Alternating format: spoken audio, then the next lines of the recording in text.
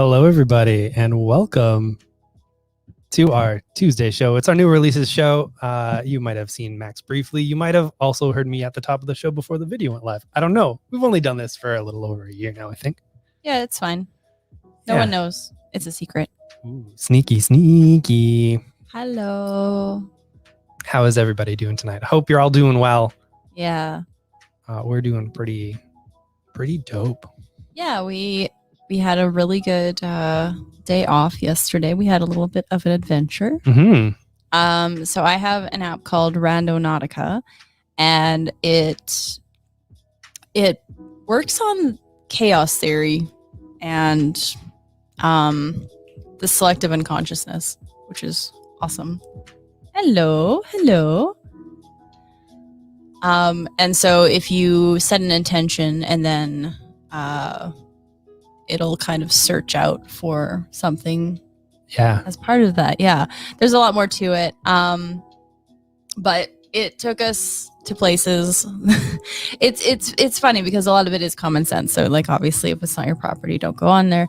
So it took us to a train yard at first. Yeah, it wanted us to ride the rails, quite literally. So we did not do that. So we tried it again. We pressed it again, and it didn't work the second time. It sent us to a lake. It would have done what we wanted. Yeah, except it was in an area that we weren't sure we were allowed to be in. Yeah. So we left that area and we found a safe picnicking place. I would definitely do it again, though. I've done it while walking, which is really good, and I found some really cool things. Yeah, that matched your intention too. Mm-hmm. It's been really cool. Yeah, I like it. Hi, Ben. It's Ben, Brandy, and Brent. Look at that. Ben, we put something in your file today. We're going to talk about it tonight. Heck yeah, we are. I'm so excited. But for what? Who knows? Who knows? We don't have a huge stack today. Yeah, it's not the size of my arm, which is really nice. Yeah, and a good chunk of this stack is comprised by one giant book that we were just like, we'll show the people. It's a little older, but it's cool. Yes, it's new to us. Yeah. So I wanted to show it off because it's very neat. Indeed. So we're going to talk about the new comics, and then afterwards, if anyone's still kicking around, we're going to talk about Diamond's new absolutely garbage, terrible Marvel discount levels that they offered to retailers to be like, hey, we still love you and we still want your business, and you'll never have a problem with good old Diamond. Which was funny. Yeah. So it's basically the non-news today. In the hip-hop cool comics industry, kids. Boom, boom. Speaking of hip-hop. Hey! From the writer of Hip Hop Family Tree. Artist of Hip Hop Family Tree. Oh, we'll get that. We'll get there, Brandy, I swear. Mm-hmm. Is Red Room, a horror anthology series that Ed Piskor is going to be doing 12 of these issues of, and the Free Comic Book Day issue, which is going to be all new material. Each book will be self-contained, but have little nods and kind of tying together. Ed Piskor has been putting this out on his Patreon. It's done some really well. He's also been talking about it a lot on him and Jim Rugg's YouTube show, Cartoonist Kayfabe, which is an absolutely wonderful channel about folks talking about cartooning and whatnot. I like Ed Piskor's work. He can be a little full of himself. Period. He's an artiste with an E. The weird kind of artist who's like, my jam is digging through back issues and spending less than $1 for weird things, where I'm just like, man, if that person broke out of the house style that they were doing, they probably could have done something, but they're nobody now. I'm just like, oh, you are very weird to listen to, sir.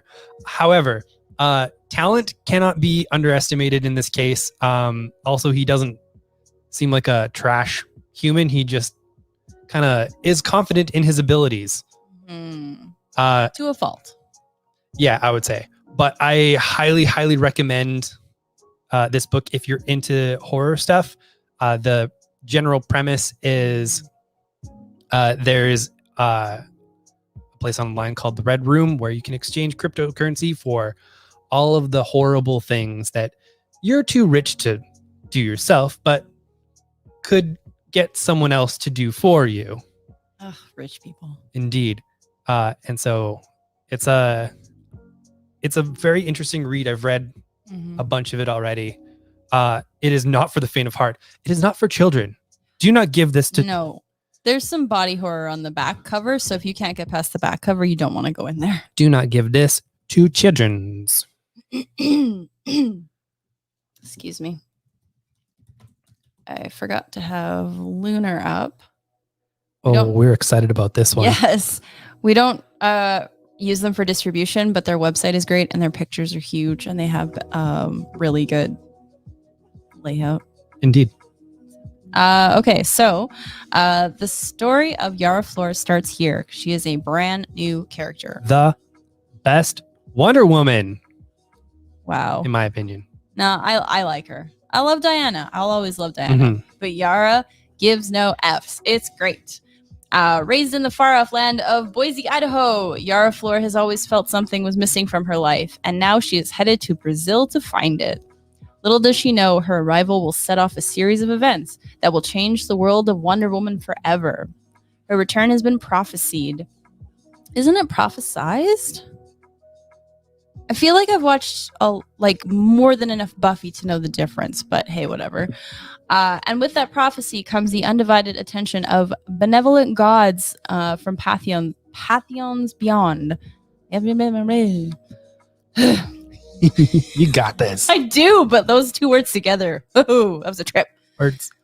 Danger looks around every corner, but is this young hero ready for her journey? Yeah. I adored this first issue. It's got a lot of that gives no hex charm with Yara also straight up going up saving people and being an all-around cool person. The super rad thing is like she's one of those like just stunning gorgeous women that is just like, hey, whatever, man, I'm cool. She is drawn and written by Joelle Jones. So she is like this, well, she's an Amazon. She's a perfection Amazon, and I love her. Is her horse in it? Her horse is not in it. Not this issue, but probably sometime. There's definitely some hints into some folks she crosses with in the future, as seen in Future State Wonder Woman when she is Wonder Woman. Currently, she is a Wonder Girl. Indeed. Even though she is not a girl legally, and you should never call women girls. There's a point in here. She makes a point of that. It's pretty great. She is. She's just a wonderful character. I am so excited. This is one of the few superhero books that doesn't have bonus stuff in the back that I have on my file. Because, yay! Oh, please give Joelle Jones all the money. She has been amazing. She drew one of the first comics I ever read. Right. I was going to say 10 Things I Hate About You, but that's not right. No, it's like 12 Things I Love About Her. I think so. It was with Jamie S. Rich. Yeah. That and Gil Simone's Birds of Prey. Those were my first two comics. So if you want to know my taste in comics, that's where I came from. That was my origin story. It makes sense that you would like this a lot. I started off with Joelle Jones. And I will die with Joelle Jones. No, probably not. I'll just keep giving her money for the rest of her career. Indeed. I like Joelle Jones. It's so funny that her start was doing some more romance stuff because she is definitely more interested in mythology and fighty books. When she did Helheim, which is like an undead Viking series, people were like, oh, it's such a big departure. And she's like, no, this is the stuff I love. This is what I want to do. Oh, I love that. Yeah. I've never actually read that because I didn't know that part of it, but I wasn't sure. Who wrote that again? I believe that was Cullen Bunn. Oh, Bunaroo. Oh, he's good people. The Bunster. The Bunster. she was doing an interview where she was talking about her Catwoman run, just being like, I signed up to do awesome Selena Kyle. And they're like, so for the start of her run, she's going to be sad. And she's like, I'm sorry, what? And so she never quite came out and said like, no, I did not like that at all. But she was like, no, it wasn't the book I signed up for. And so her heart really wasn't in it. And like the book she turned out, still great. But you can feel an energy in this book. And I'm very excited about that. So yeah. I'll definitely give her points for giving Selena a new costume. Yep. Because that is very smart. That material does not breathe. So you want your pits free. Free the pitters. Yeah. I think it's smart. Indeed. Archie has a new one-shot, Superheroes. It is going through some of the old classic Archie as superhero characters for a nice one-shot. I don't know if he's here, but Eric has one of these in his file because he has a standing order for any time the super teens show up. And guess what, kids? The super teens are here. Well, some of them. And some other superheroes. Good booker. All right. Whoa. Oh, that was probably just for us. The computer made a sound. I'm going to turn off those notification sounds. Please and thank you. Do not disturb. Next up is Fantastic Four Life Story. So it is the same idea as Spider-Man Life Story by Chip Zdarsky. Chip Zdarsky was exhausted after trying to read 800 issues of Spider-Man. He sure did it, though. And he did it, and he wrote an amazing miniseries. Now we've got the brilliant Mark Russell at the helm, doing the same thing for Fantastic Four. Yeah, do it up. Oh, I was just gonna do the premise. You gonna do the premise? Yeah. Yeah, premise me up. Wow. Premise me, comics daddy.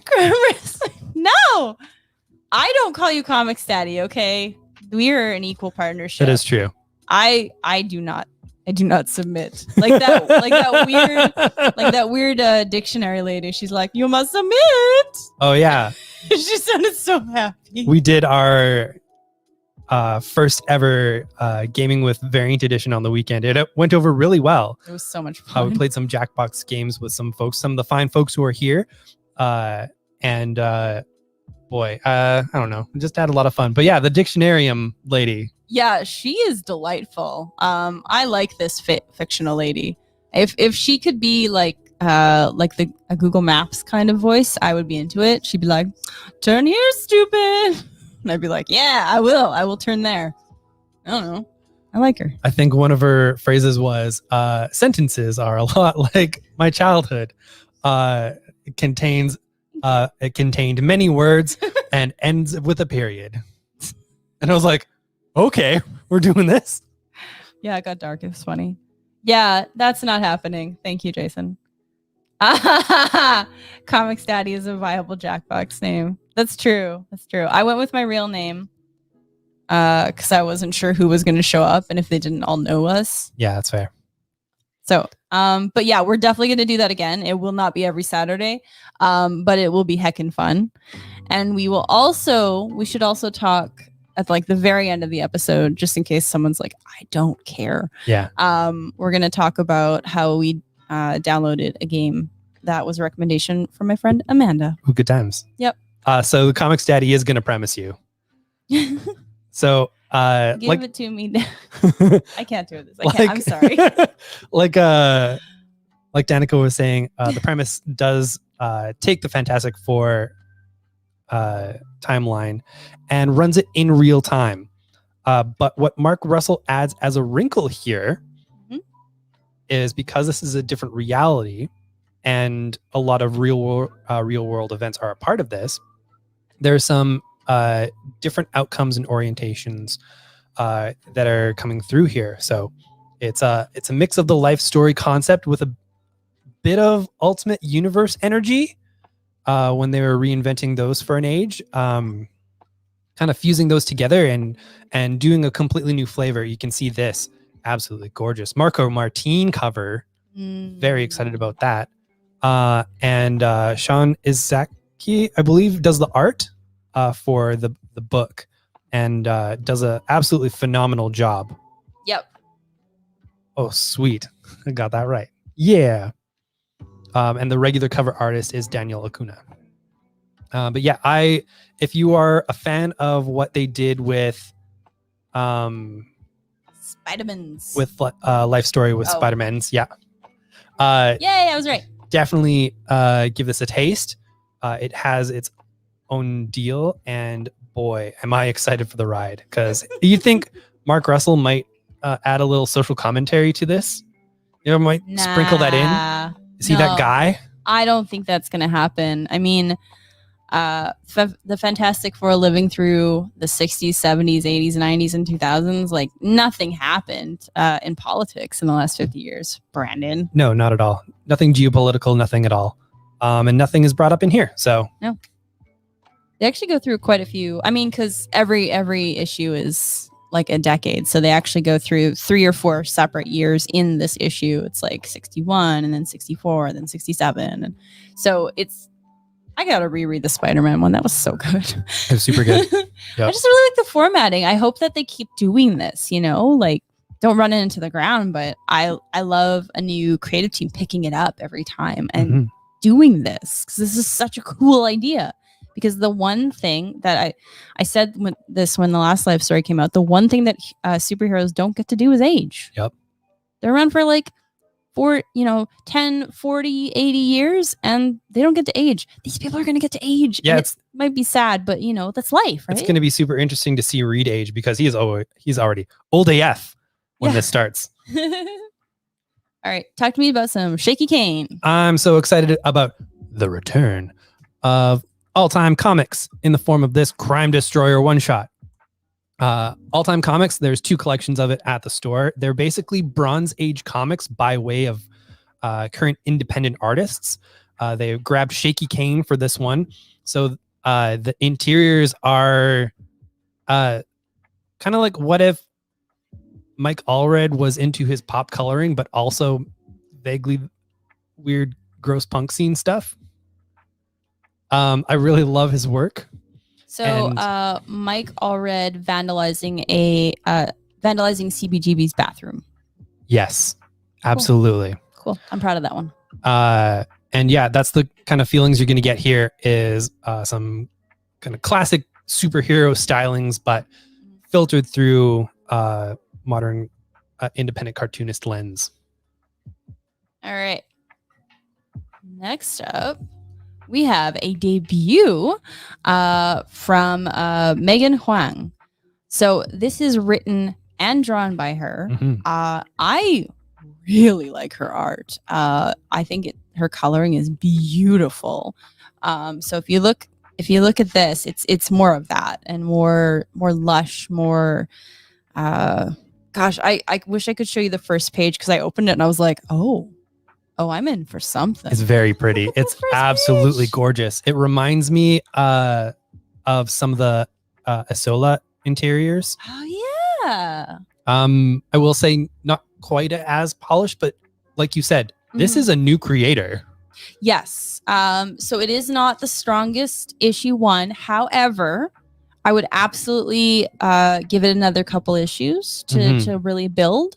I think the story has a lot of promise, and there's already kind of some mystery. It may be one of those series that does read better in graphic novel. However, because of the way the comics industry works, you should probably get on board with the single issues and ensure there will be a graphic novel. Yeah. So. The good part about Dark Horse is they do tend to follow up on that. It's a matter of when. Yeah. And I would suggest even just paging through this in the store, just to take a look at the promise that's in here. Holy crap. Yeah. All right. And what is it about? Well, I'll tell you. Following the disappearance of the nation's peacekeepers, an elite commander stumbles upon a team of bright-eyed cadets in need of leadership. The group prepares to venture out on their first mission to uncharted territories. Are they ready to face what awaits them, or will danger find them first? And so these are full-on dragons. These are her version of dragons. And it's got the author letter on the back cover, which I thought was very nice. Hey, Lori.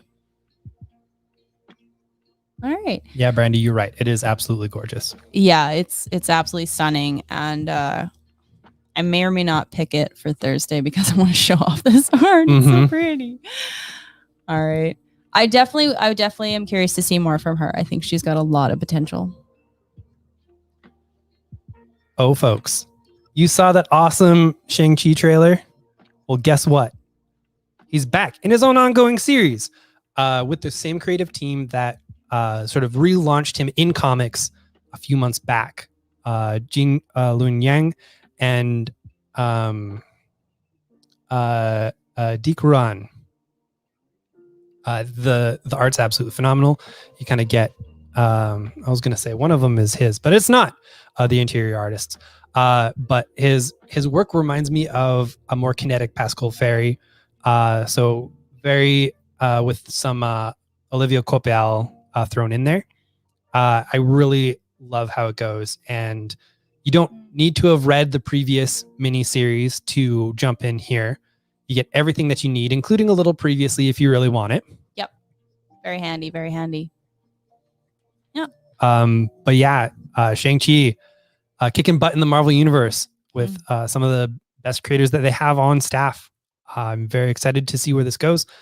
We've got the first volume of this run basically in stock, and we will be keeping it in stock as well. Oh, good. Okay, actually.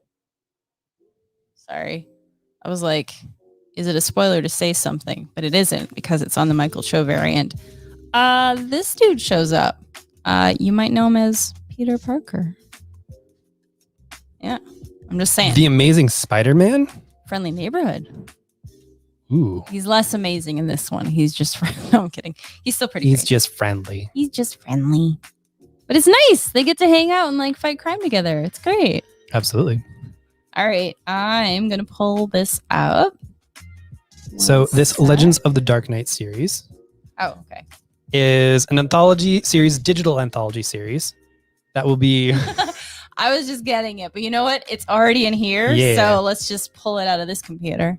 Different creators will be running through here. The first 3 issues are going to feature The Boys co-creator Derek Robertson doing a Batman story. It is heavy on Batman's main villains, partly because you probably want to see Transmit co-creator, The Boys co-creator, Derek Robertson draw him some Batman and some Batman villains. And you do. It is wonderful. It is violent, but that's what you're getting with Derek Robertson. Friends? What? The co-creator of The Boys writes violent stories? The Boys. The Boy. I can't do it. The Boy. I can't do it. The Boys. The Boys. The Boys. I can't. So there's... I can't and I won't, sir. There's this group of young gentlemen who come into the store. And right. a while back, I christened them The Boys. Just because it was a fun shorthand to be like, The Boys. And that's just evolved. And I'm like, it's The Boys. The Boys. Bunch of trouble, those boys. It's true, actually, though. Whenever they roll into the shop, I know there's trouble in my place. There is trouble. There's trouble. And I don't want no trouble in my place. That's true. Such an old reference now. All right. Blammo. Woo. Very excited for this collection to finally come out. And I know a few of our customers who have been waiting for it as well. There's going to be something in your file. It's going to be pretty cool. The year is 2084. The world has changed. Wrecked by calamities and crawling with monsters, the last remaining humans face a dangerous existence. And now the Earth has been sent a message from the deepest reaches of space. A dark countdown to the extinction of all humanity. But there's hope. 5,000 children will be rescued by these mysterious message senders to live a new life in the stars. This is the journey of Hototo. One of the lucky 5,000, but only if his teenage sister, Tella, can safely deliver him to the nearest beacon before time runs out. The world in this is so beautifully imagined with different creatures and such a life. Those like glowy lion things are very cool. Mm-hmm. And I'm super excited because there will be more of this to come from the Miranda brothers. Yeah, it's been a big hit since issue 1 in our store. Definitely. Absolutely. It was kind of funny because there was a speculator group who was like rabid for 1 and 2, kind of trailed off for 3. And then very recently, all of them were like, do you have those back issues? The ones that they're like, no, I'm good for now. Don't worry about that. Was it optioned? Because walk into the sea. Maybe. I don't care. No, I know you don't care. Yeah. I'm just trying to I'd rather know what's coming to me. Exactly, right? I don't want to have to haunt those speculator sites, but I'd rather know why there are 12 buttholes calling about the same thing and then coming in for the next 3 weeks until it's not hot. Indeed. Because they're buttholes. They are. A lot of them are buttholes. You learned it here. You learned it here first. Speculators are buttholes. We're going to get letters. All right. Remember, kids. Rule number 4. Don't be a ding dong. You definitely need that on a t-shirt. Don't be a ding dong. I think you should just say rule number 4. Rule number 4, don't be a ding dong. A lot of ding dongs are going to ask you what the first 3 rules are, though. I just realized that as I said it. That's fine. I can even make some stuff up. But rule number 3 is still going to be the same. Any unhelpful information that you give me will not be acknowledged unless you address me as Comics Daddy. It's a little much for a t-shirt, but I support you. Yeah. Live your bliss. I probably won't have that on a t-shirt, but if they ask me what the previous rules are, 3 is going to be. I believe you have to call me, you have to address me as Comics Daddy. Comics Daddy. Yeah. I will answer any of your questions. Indeed. I will answer your questions 3 if you will call me Comics Daddy. What does 12 buttholes calling sound like? What is a group of buttholes? Well, it's not a podcast because that's a group of white men. Indeed. What does it sound like? It sounds, for the last 2 weeks, it sounds like, hey, do you have the Invincible omnibuses?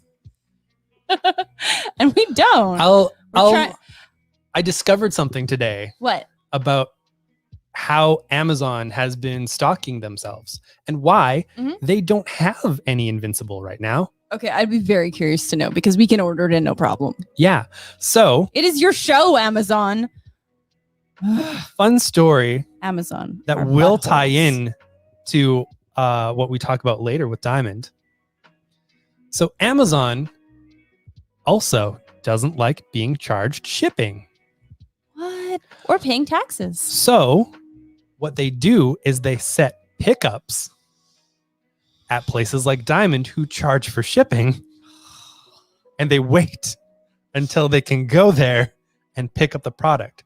So Amazon does not have Invincible and has unleashed a lot of very panicky young dudes who are just like, they really want the whole thing in their hands. We're trying to get it to them. But so many of them are just like, no, I'll keep phoning around. I'm like, hey, that's chill. No one has it, dude. But yeah, you keep phoning and I wish you good luck on your journey. Yeah. They're not the buttholiest. No, they're not because an omnibus, a compendium is very smart. It is financially economical. Yeah. I'll say the buttholes we've been getting more phone calls from are the folks who are wanting the Batman Fortnite for themselves to sell to a child for $30. They are giant buttholes, and we do not approve. Which is why we give Fortnite to children and teens. Indeed. These folks are just a little impatient, and I get it, because that's where our society has kind of gotten us right now. But it's another way that Diamond could actually have done a lot better business for them and for Image. Not to say that you should bend to Amazon, but you should, I don't know, modernize how you distribute your product. That seems like a stupid idea, Brandon. So anyways, you learned it here, maybe second, because I learned it from somewhere else. Amazon likes to get free shipping too. And so they are free taxes. Yeah. And so they are not getting diamond deliveries to their warehouses. Mm-mm. Nope. And they're not getting my money. Nope. My tiny money.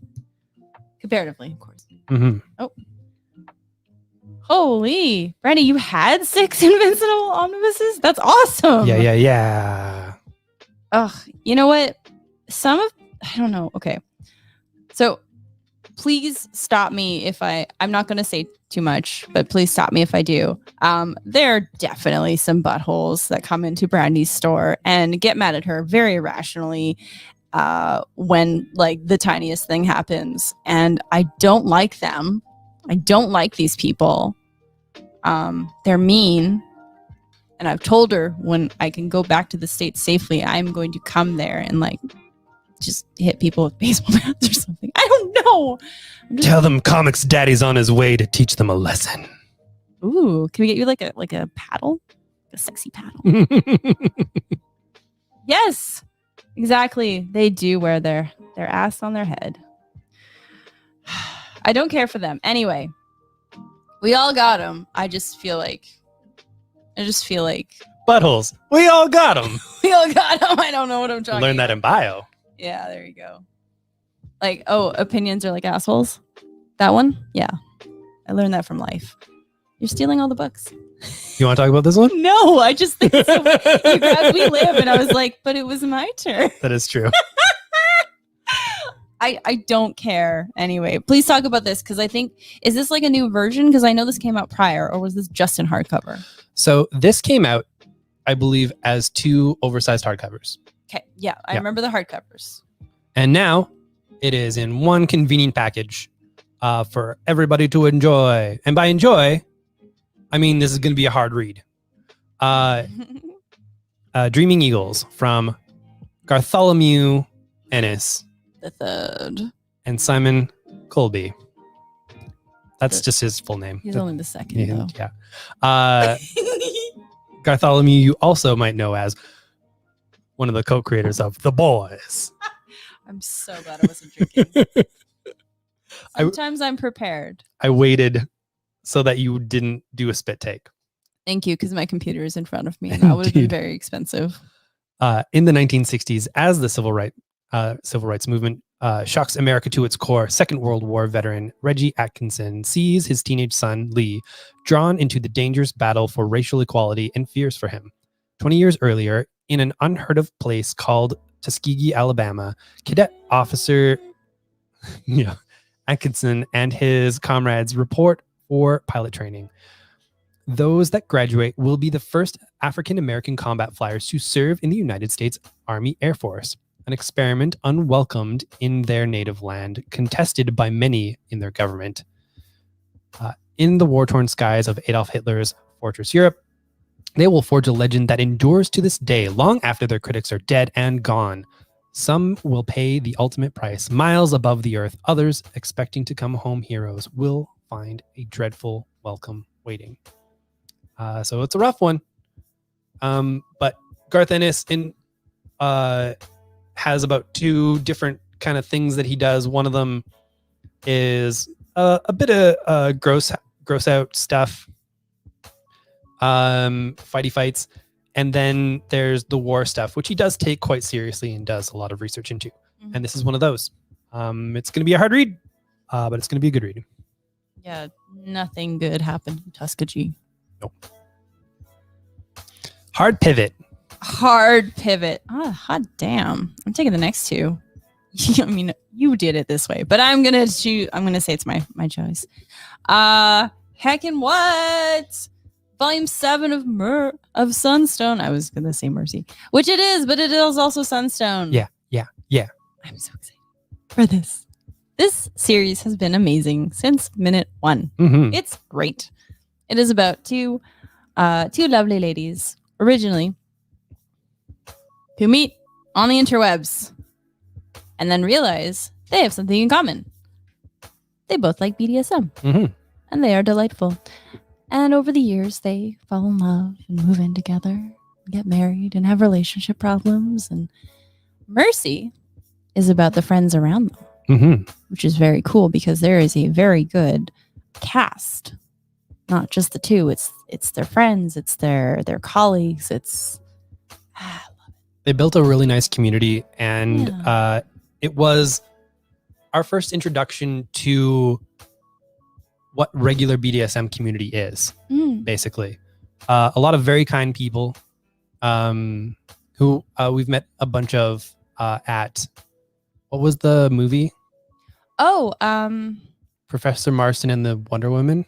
Oh, yeah. The origin of the Wonder Woman story. If you haven't seen that movie, definitely seek it out. It's amazing. It's an amazing biopic. And we got to introduce it. And the folks that were organizing it had some fetish folks around doing like rope knots and stuff, and kind of showing what there can be. And how their community works, and did a bit of a demonstration that was basically started with, hey, just so you know, do not talk to me during this, but here is the place that I will be in and the things that you will see, and things that could basically happen, which is like, if there's a problem, there's communication. And it was very, very interesting education. Yeah. I would love to do that again one day. Present a film at the Princess Theater. I think they're amazing. I think they do great things, and I hope that they're doing okay right now. Yeah. Because having a theater where you need people in an enclosed space for 2 hours is very tough. I think they've pivoted to some digital stuff, but I'm not well aware of what's happening right now. So, all right. Ooh. What else you got? Yeah, it's fair. I was thinking like reading the back, but now I realize I over-explained it anyway. One of my absolute current heckin' favorites is Homesick Pilots. I love this thing. It's so great. Okay, I'll do it right this time. In the summer of 1994, a haunted house walks across California. Inside is Amy, lead singer of a high school punk band, who's been missing for weeks. How did she get there? What do these ghosts want? And does this mean the band has to break up?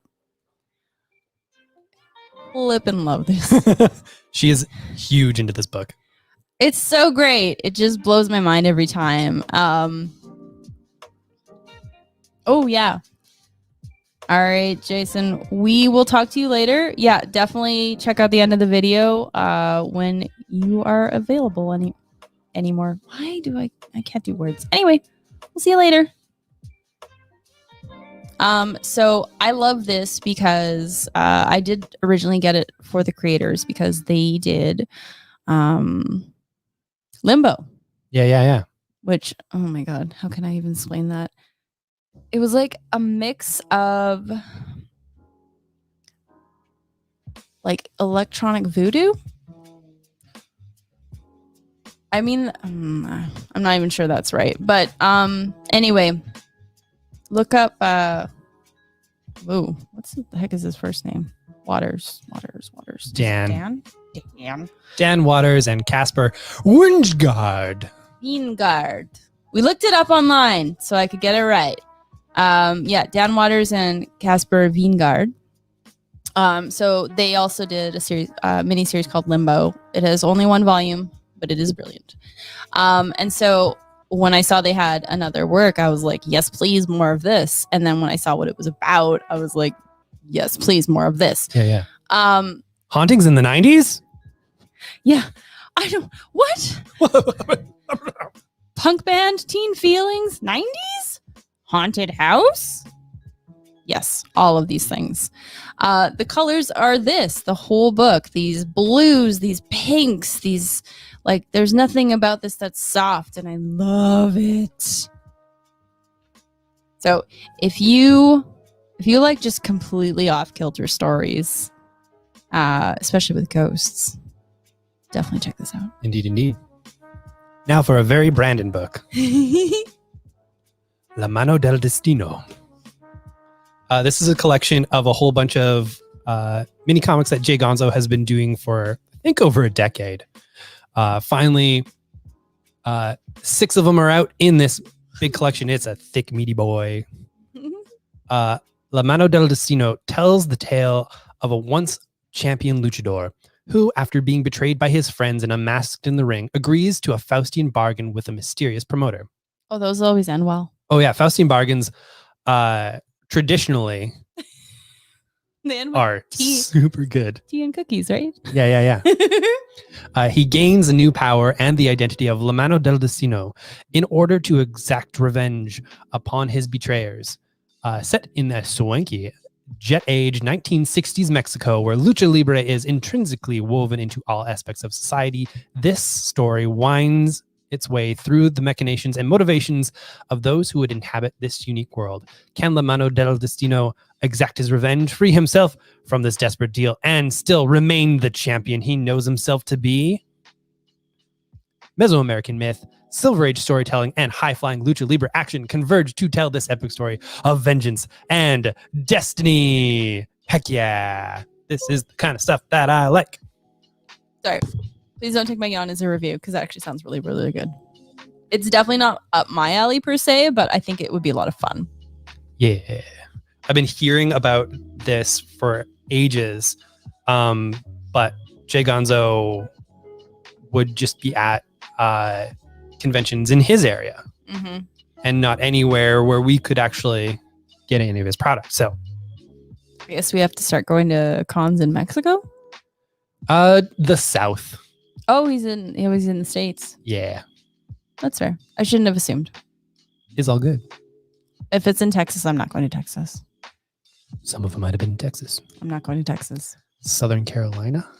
I am definitely not going there. We may be pasty as hell, but I am not going to South Carolina. You heard it here first. South Carolina can go eat butts. Oh my God. Okay. All right. So we've managed to get 2 states mad at us, but never Missouri. Because we love you, Missouri. Indeed. But only because Brandy's there. I was going to say, we love specific people in Missouri. I know. Missouri probably did something weird. But anyway. It's got a whole bunch of ding-dongs in it. Every state and province does. That's true. We live in Alberta. Do you not realize how many ding-dongs there are? The world is full of ding-dongs. And remember, everybody. Don't be a ding-dong. I'm going to see if I can actually get that animated one day. The more you know. Don't be a ding-dong. Yeah. Okay. I love it. All right. Last book. This is an older book, but it was really cool, and we've never had it in the store. I'm excited to dig through it. It's so big. It's such a big and nice and heavy book. It's like a month-by-month history of the Marvel Universe. Yeah. It's wild. It goes up to 2016. So I'm going to do this. Oh, boy. Oh, whoops. No. I'm going to do this. You're going to do the other way. I got to do the other way. It's a little heavy. Look at that. Pretty. Stay. Okay. All right. Wow. Okay. All right. Look at this behemoth. Look at this big boy. So it's like a meta history of when characters are introduced, big plot lines, and the general history of the Marvel Universe. I am always a sucker for a lot of these things. It's got some characters you might like. It's got some modern folks in there. Yeah. Very excited. It goes all the way up to Civil War II, which we all like to forget about, but it does. Good old Civil War II. You know what? You know what I always say? See if I can do this. Is the first Civil War was so great. They had to do it twice. Yeah. I don't know. When I think about history, I think we should have more civil wars. That's a terrible thing to say. This is a really heavy book. This is definitely a coffee table book.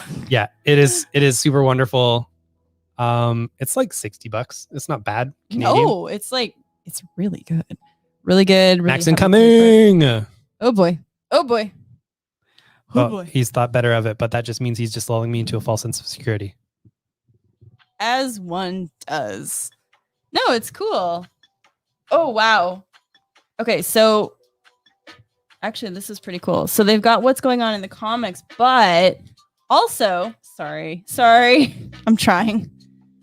They've also got Meanwhile in the year. And so this black like in the real world column, yeah. Woodstock, Jackson 5.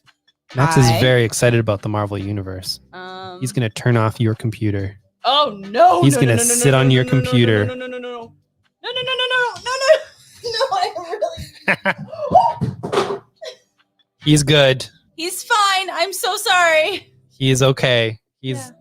I kind of gently tossed him on the floor. He did the cat thing where he's like, and he landed. Yeah. So like in 1978, the first test tube baby was born. Apparently Charlie Chaplin's stolen body was found, which I didn't realize would happen. The coffin containing the body of legendary comic actor Charlie Chaplin is recovered from a field not far from his home 11 weeks after kidnappers stole it from his grave in Switzerland. So heads up on that. That happened in 1978. I want that movie. I want that movie. I want that movie. Okay, so there's the comics part, but there's also just real life. Real life is so weird. Do you know that? Do you all know that? Yeah, of course you do. We lived through 2020. But yeah, it's like Marvel's first graphic novel was in 1978, which is pretty cool. Go to 1984. The West Coast Avengers started. Good times. Yeah, this is pretty fun. Like I can just kind of flip through. 1996, crossovers take over. Everyone loves that. Ooh. Everyone loves crossover. Everybody loves a good crossover. Oh. And Andrew says that I'm not wrong about Civil Wars. But Andrew also wants to see the world burn, so... Yeah. This is very cool. I mean, this would definitely take you quite a few sitting downs with it, but I think like that's kind of the point of it, is that you just go and you flip through a few pages, or you're like, I wonder what was happening in 1967. Mm-hmm. This is a very cool book. If you want to prepare for the next Civil War, listen to It Could Happen Here, the podcast. I do actually highly suggest it. Oh, no. Okay. Hi, Max, buddy. I'm so sorry. Swear to God, squish. I love you, but he's gonna ignore me after the podcast, no matter what I do. He does. He really does. He's just like, I want to be on the show. Who are you talking to? Mm-hmm. Okay, I'm gonna grab the case because I knocked it off the floor, so I guess that's our copy. It's not broken. I just feel really bad. Hey, I'm okay with it. You know, I like all of this kind of. Oh yeah, we're definitely gonna get more copies of this now that I know, because we've got a couple. Yeah. Yes? No? I know we're getting them slowly. We are out. But we can get more in? Diamond's out. Damn. It's the only way to get that in Canada. Diamond's the worst. We do have a copy. It is damaged and dirty. And it came to us that way. If you would like that copy, I can sell it to you. That's the copy that is just in my my file right now. And I can wait. But like I said, it's not a great looking copy. Thanks, Diamond. Yeah, it's great that they have, their mud parties while they're packing the books. Speaking of thanking Diamond. Yay! Do it! We're going to get to this garbage. What a bunch of garbage. I'm going to put this nice weightlifting book. So if you want big arms, just get 2 of these. That's all I can say. You know what? I took pictures of this. I'm not going to look at it on the thing. So, we've been waiting. Penguin's original deadline for accounts was the first Friday of this month. That actually passed. So, sorry.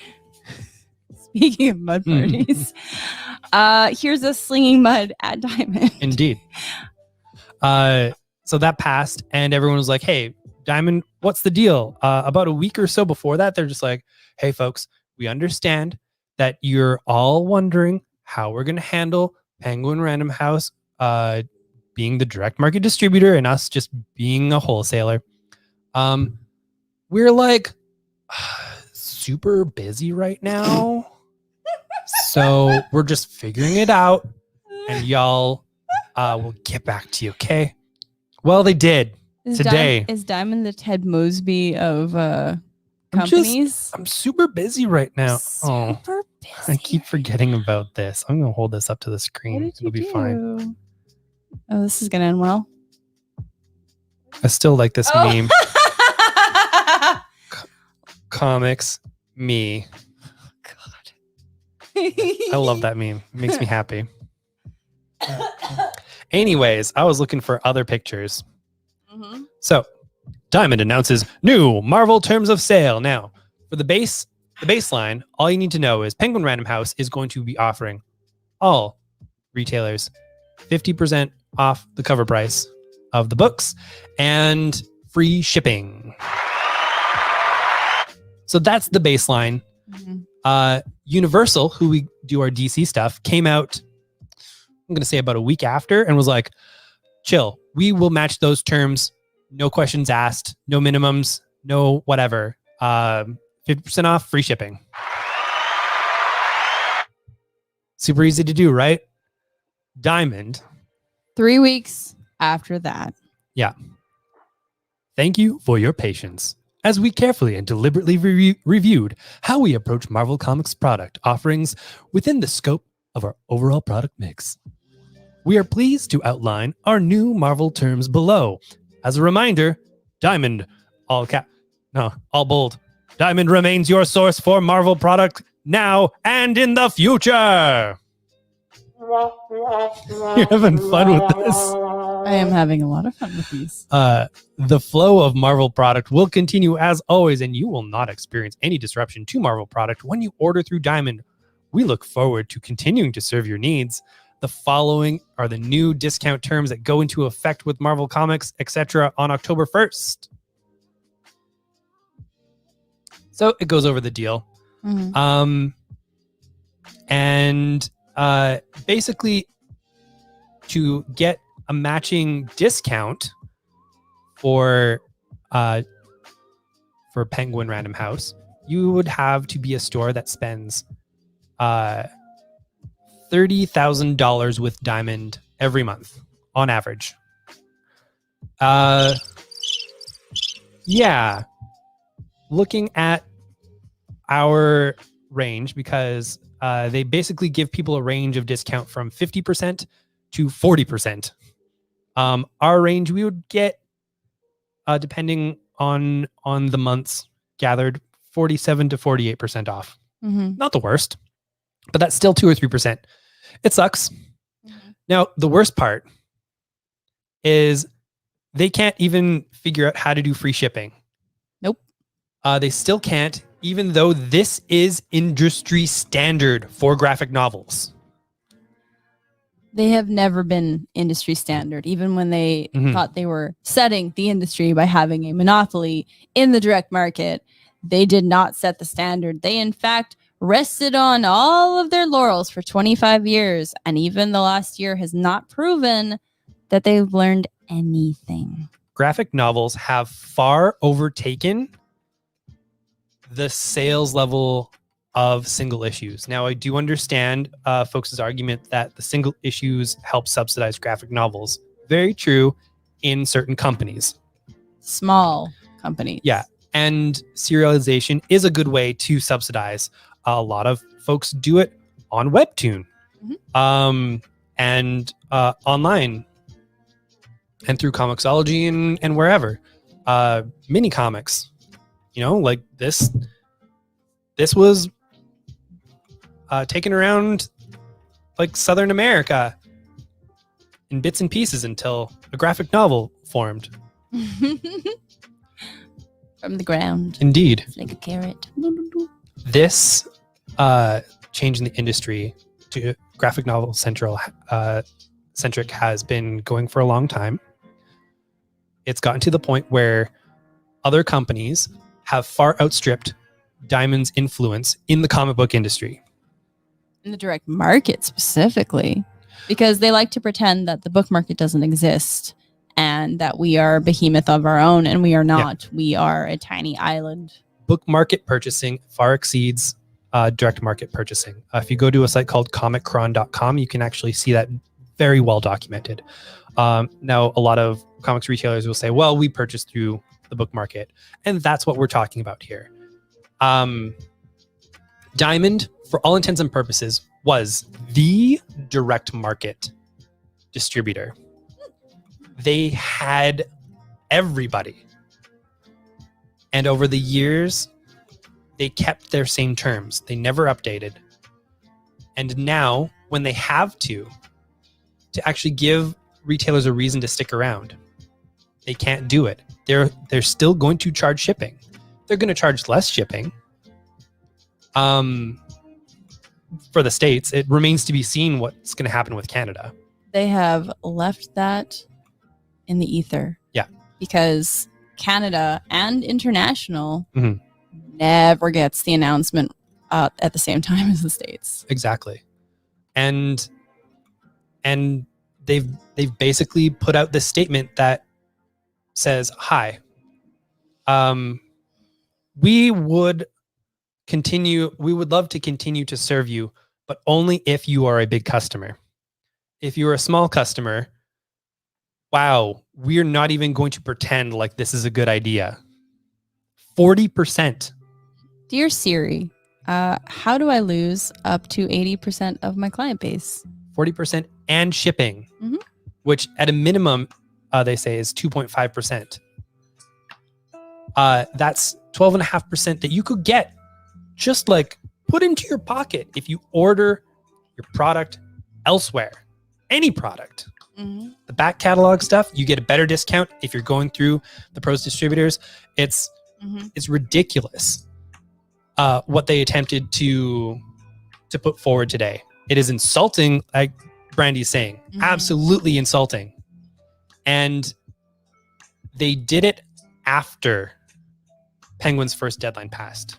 Yes, they did. And Penguin extended it. Yep. They didn't have to. We knew we knew Diamond was going to do that. We knew Diamond was going to drag their heels until if you were waiting on Diamond to see if you should leave Diamond and go to Penguin by the deadline, you're screwed.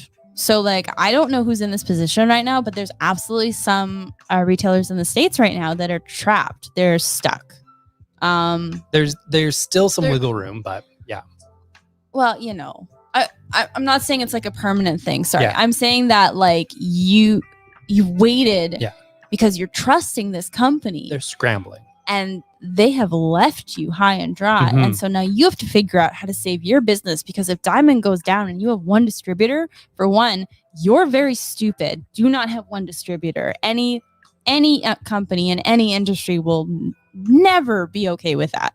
If we had one distributor for comic supplies, we would have no comic supplies. As it is, because we had multiple distributors, everyone found us, realized we had comic supplies, and now we have no comic supplies. But we can get more in. Exactly. It's because we were hearing from everybody, oh, this place doesn't have it. Oh, this place is charging double what you're charging. Double for supplies. Yeah, apparently we have the best comic supply prices in the city. Ridiculous. Which is kind of ridiculous, because like I don't know. You buy them in bigger batches to get the shipping down. I just don't understand this. It's so frustrating. Oh, I know. And like there's that part of my brain that's just like, everyone runs their business differently and you have to have a certain amount of empathy. But then there's just this part of me that is bigger, that's like, you're bashing your head against a brick wall. You're digging your heels in. You're refusing to change. And it's not just Diamond, it's other retailers. It's some publishers too. They're just, if you are a business of any kind and you're not growing with the times, then you die. So that's not just for comics, that's for everybody. Oh, exactly. Seeing some retailers make comments to the effect of, well, this can't be good for my discount level for independent books. So I'm just going to have to stop stocking independent books for shelf. And not placing that blame properly. Mm-hmm. They're being like, well, Marvel's making this decision to move their distribution. This is bad for the industry. Marvel would not have to make this decision if Diamond was capable of being a good partner for this industry. Yeah, DC made the same decision and for the same reasons. When the two biggest single issue clientele are actively, desperately searching for other options, you have a problem. Rest assured, everybody with a current contract with Diamond is trying to figure out their next move. And it is not, we are going to stay with Diamond. No, like I can't imagine what Image is feeling right now because they are only with Diamond, and that must be terrifying. Yeah. Every other company, barring the very, very tiny ones, has their graphic novels coming out with another distributor. So they have their single issues, but they know they have two channels. Yeah. Like everyone should have more than one channel. It seems very obvious to me, but there are still, after this year that we've had, people complaining about having more than one distributor, and that terrifies me. It's absolutely ridiculous. Run a freaking business. That goes for Diamond. That goes for retailers. Just do the work. Mm-hmm. Sometimes a little bit extra sucks to do, but it's not about you. At the end of the day, it's about how to best serve your customers. And right now, Diamond is not best serving us. So, we're just going to roll. We're just going to go on and we're going to do our thing. Yeah, exactly. Because we are doing well. Mm-hmm. And I'm proud to say that we are doing well. We all had the absolute most garbage year emotionally and a lot of us financially. The store did well. We didn't because we're burnt out. And that's just a thing. That's just a thing everybody does. Oh, thank you so much. That's very sweet of you. Thank you. Thank you for being here. Brandy says the entire industry is changing rapidly, and a lot of older and less flexible shops are going to flounder because they can't keep up. And I find that over and over. It's almost daily at this point where something changes and it's positive for the industry as a whole. Whether it's getting graphic novels into literally millions of hands, and someone out there will still say, oh, well, graphic novels don't sell, or I don't want to change anything.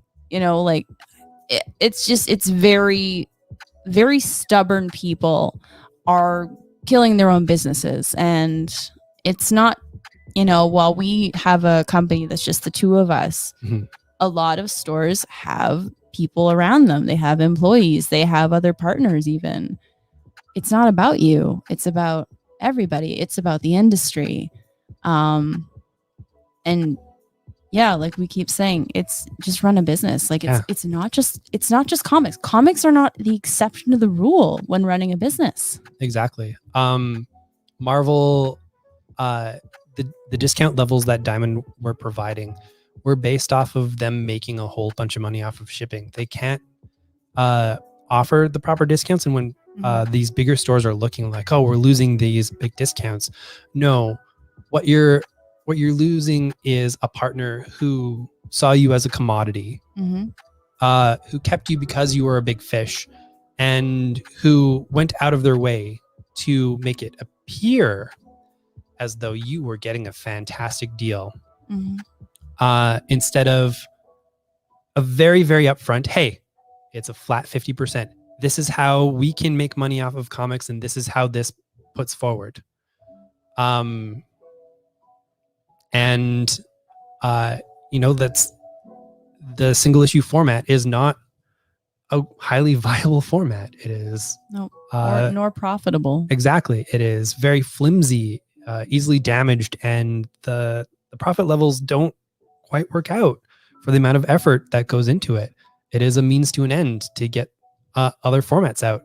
Penguin's looking at the long-term form of this, whereas Diamond was relying on that format to carry it. And, you just can't do that. So, yeah. Anyway, so we should probably sign off for the night. If you do have any questions about what else is happening in the industry, I guess, you can always ask us. We're always around. Our social media, of course, everything's Variant Edmonton. You can email us, comics@variantedmonton.com. Mm-hmm. And we're happy to chat, and if there's something that's just kind of confusing about the industry, because it doesn't make itself simple. That's for damn sure.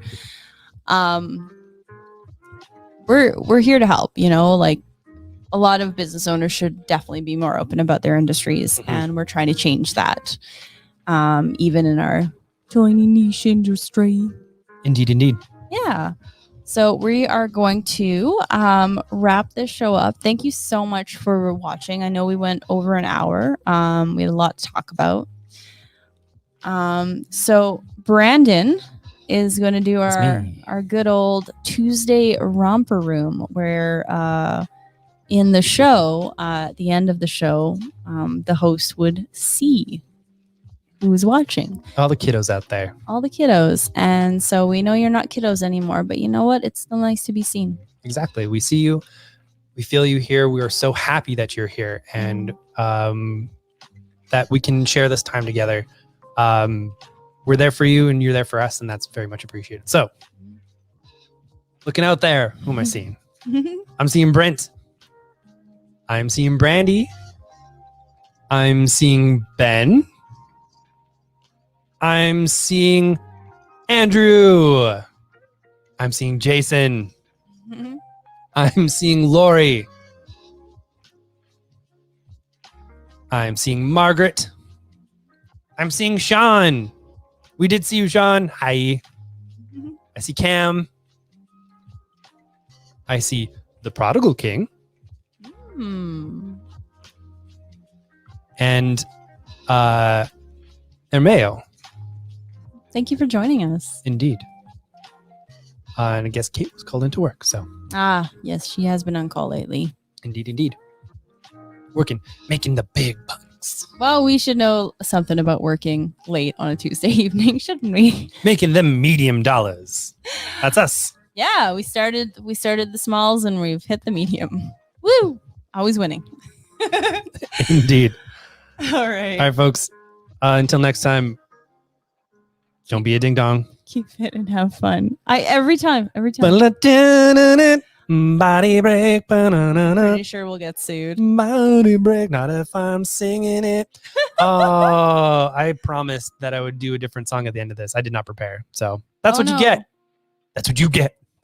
That's what you people get. Wow, we are threatening our folks. Okay. I love you people. No, we love you so much. We'll figure out a song possibly Thursday, if that's cool with everybody. Until then, we will sell some comics. Bye.